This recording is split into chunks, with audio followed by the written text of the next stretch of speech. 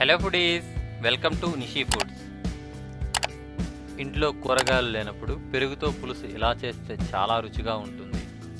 పెరుగు పులుసు తయారు చేసుకునేందుకు కావలసిన పదార్థములు: 1/2 లీటర్ పెరుగు, కరివేపాకు, కొత్తిమీర, పుదీనా, ఉల్లిపాయలు 2, పచ్చిమిరపకాయలు 4, అల్లం 1 ఇంచ్, పసుపు 1/2 టీ స్పూన్, కారం 1/2 టీ స్పూన్, ఉప్పు 1 టీ స్పూన్, ఎండుమిరపకాయలు 4, పోపు పెట్టుకున్నట్టుకు పోపు దినుసులు, నూనె 3 టేబుల్ స్పూన్లు.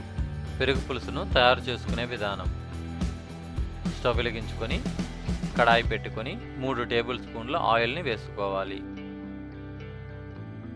ఈ ఆయిల్ కొంచెం వేడయ్యాక అందులో పోపు దినుసులను వేసుకోవాలి.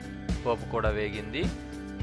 ఇందులో సన్నగా తరిగిన అల్లం, తరిగిన పచ్చిమిరపకాయలు, ఎండుమిరపకాయలు, 1 టీ స్పూన్ ఉప్పు వేసి కొంచెం దూరగా వేయించుకోవాలి.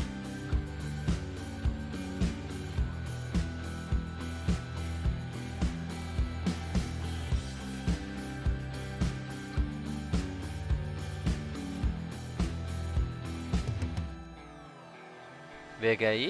ఇందులో 1/2 టీ స్పూన్ పసుపు, 1/2 టీ స్పూన్ కారం, కరివేపాకు, కొత్తిమీర, పుదీనా వేసుకొని వేయించుకోవాలి.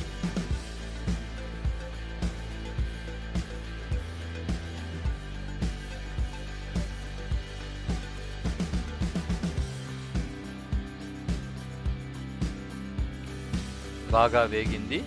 ఇప్పుడు స్టవ్ ఆఫ్ చేసుకొని ఇందులో 1/2 లీటర్ పెరుగు, సన్నగా తరిగిన ఉల్లిపాయలను వేసుకుంటే అమృతాన్ని తలపించే కమ్మని పెరుగు పులుసు రెడీ.